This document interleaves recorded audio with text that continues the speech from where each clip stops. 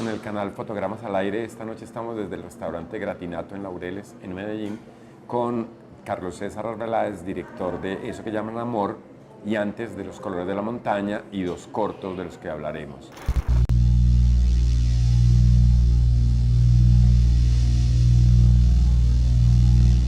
Carlos César, bienvenido al canal y gracias por esta entrevista. No, muchas gracias a ti por esta invitación. Bueno, Carlos, ¿qué significa estrenar por segunda vez con periodos tan largos de tiempo entre una y otra película y con una diferencia entre el contenido de Los colores y el de Eso que llaman Amor? Pues hay una frase muy bonita que iba escuchando una vez en un taxi, no sé por qué el taxista tenía como esa emisora ahí, era una entrevista de Liceo Subiela que decía que el cine es el arte de esperar. Y bueno, yo creo que sí, es un poco el arte de esperar, hay que tener con mucha paciencia para hacer las películas. El cine independiente es así, en Colombia y en cualquier parte del mundo. A un director se le da 99% del tiempo es buscando el dinero para hacer la película. Y entonces por eso los tiempos son tan largos, porque primero tienes que buscar la plata para desarrollar el proyecto, luego para rodarla, luego para postproducirla, luego para estrenarla, que es otra película muy complicada. Entonces, pues con Los colores fue una cosa exagerada, casi 11 años. Con esta pensé que me iba a demorar 3 y me demoré 5 años, casi 6. Entonces, bueno, esperemos que... También tuve como un poco la mala fortuna mi generación, de que no nos tocó la época de Focine, que se terminó en el 91. Claro. Y luego empezó la ley de cine, que empezó en el 2005. Entonces, 2003. 2003, pero realmente empezó a funcionar en el 2005. Entonces, como que nos tuvimos que refugiar en el documental y luego empezar a hacer películas, fue demorado. Entonces, va a ser una obra no muy grande, ojalá que sí, pero bueno. Bueno, pero es que una obra grande no necesariamente es en número, también es en calidad. ¿Cuál es la respuesta que has recibido directamente del público? Ahora existe la ventaja de que la respuesta del público es inmediata a través de Twitter, Facebook y todos los canales, correo electrónico, incluso de gente anónima que uno nunca verá en la vida o nunca supo de dónde llegó. ¿Cuál es la respuesta que has recibido de la primera semana casi de Eso que llaman Amor? Pues la respuesta como del público, de la que lo ha visto, la respuesta de la crítica ha sido bastante buena. La película realmente hasta me he sorprendido un poco porque esta es una película, digámoslo, más intimista, para mí un poco más de autor, la siento más como mía, a pesar de que la gente me dice, no, pero bueno, Los colores yo siento que es como una obra tuya, pero yo siento que esta película es un poco más mía, es una historia más de personajes, lo que quiere decir que, pues, que me tocó más como elaborar, hay una mirada más autoral, las historias las siento, digamos, no sé si decir menos documentales, un poco más elaboradas, las siento la película en general más ficción, entonces tenía como mucho miedo porque era un poco desnudarme más que en Los colores. Y bueno, no, yo siento que el público la está recibiendo súper bien. Una película como parece tan desoladora como Los colores, parece que es un estilo, no sé si para bien o para mal, pero bueno, es como que también voy descubriendo, tú sabes que en una obra pequeña es muy difícil, pero que a medida que vas haciendo las películas vas encontrando los puntos comunes a través del público y de la crítica. Bueno, y encuentro, Carlos César, una cosa que me sorprende, y es que menciones a Kieslowski como el motor de la escritura de Eso que llaman Amor, que cuando uno se devuelve se da cuenta que en Los colores de la montaña entonces hay parte de eso, o sea, de una mirada humanista en el sentido más filosófico de la existencia de Kieslowski. ¿En qué momento se encontraste a Kieslowski? ¿Por qué se ha convertido, siento, en tu cineasta de cabecera? Sí, sobre todo pues en Eso que llaman Amor, no sé, yo adoro mucho el Decálogo y toda la obra anterior de Kieslowski, la posterior no me parece no me llega tanto, pues, o sea, la trilogía, Los tres colores y eso, pero el Decálogo yo pienso que es una obra maestra, pienso que pasarán muchos años, estas películas no envejecerán, te contarán muchas cosas y yo quedé enamorado de ese Decálogo y ojalá uno pudiera hacer como algo parecido en Medellín. No sé, algo me tocó, de esas cosas que tú ves una película o algo que es una cosa maravillosa, porque te despierta muchas cosas. Pues la primera, qué bueno hacer algo igual, obvio, es un maestro, como cuando lees a García Márquez o a un escritor que te gusta mucho, a un director, o a un músico, hasta dices, yo podría hacer algo igual, se ve como tan a la mano, después te das cuenta cuando vuelves a verla que todas las obras maestras están como a la mano, pero que tienen muchas cosas que son muy difíciles de alcanzar, y eso me pasó con el Decálogo. Yo lo vi y dije, ve, uno podría hacer algo así en Medellín, pero después te das cuenta que, claro, es la obra de un maestro, ¿no? Claro. Pero fue la que me inspiró, o como esa obra me inspiró. Qué bueno que una película le inspire a uno también a hacer cine, ¿no? Que no solo es la realidad, sino como que una película, porque al fin y al cabo somos amantes del cine, estamos en el cine, vivimos del cine.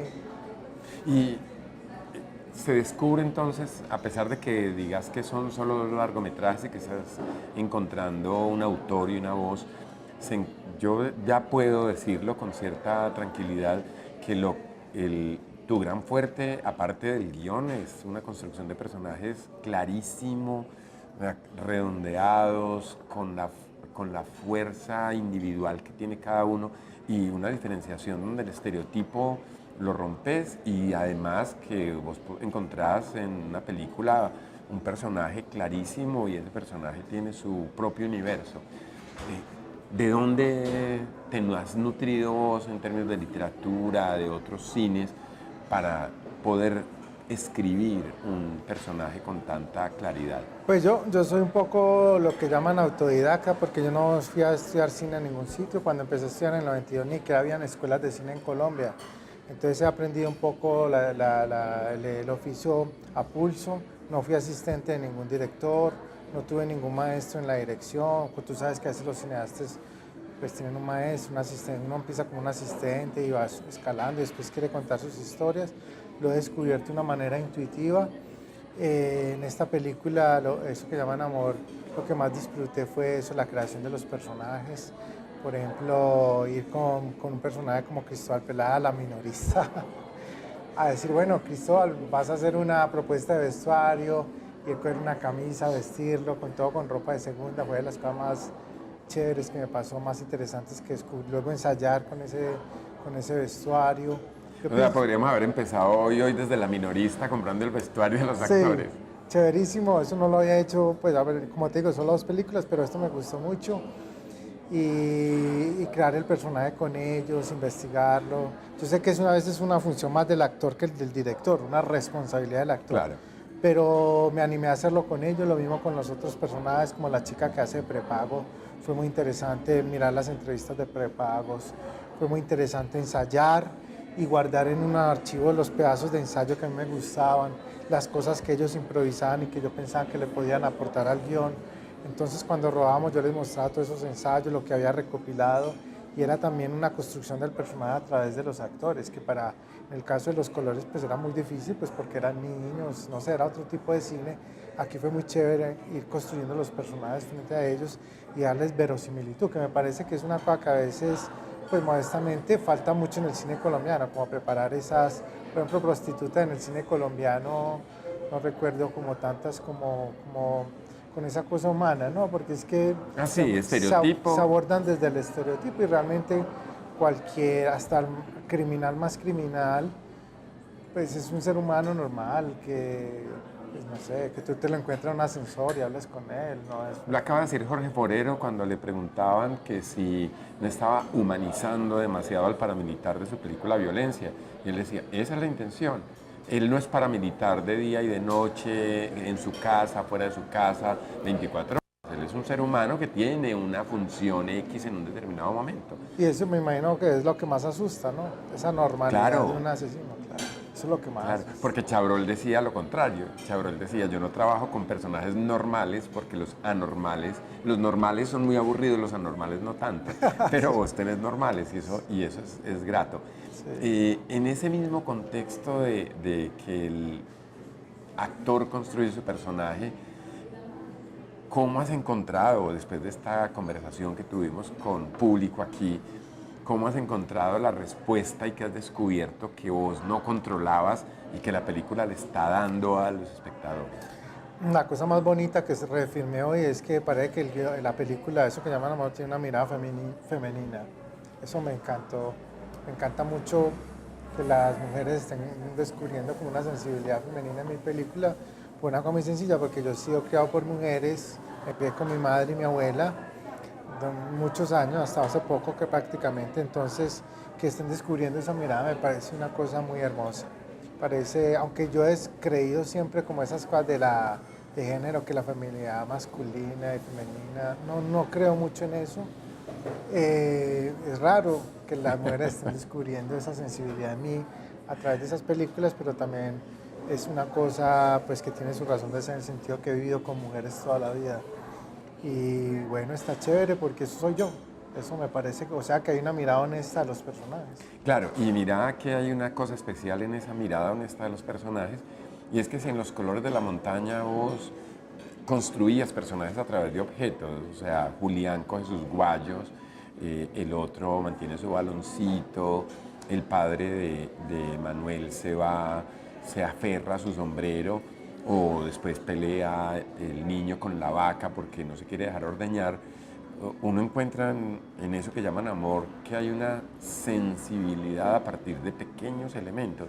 Yo me sorprendo profundamente del brazo del Selenita detrás de la muchacha alegre, porque como decían las mujeres hoy aquí en la conversación, es espontáneo, es natural y uno lo siente lógico, no es forzado, no es un primer acercamiento.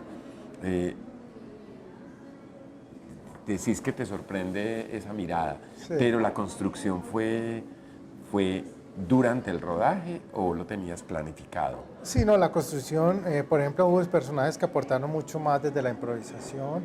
Por ejemplo, el personaje del Selenita tiene por ahí un 20, un 30% de diálogos que están hechos del personaje o salieron del personaje, ya sean durante los ensayos, durante el rodaje.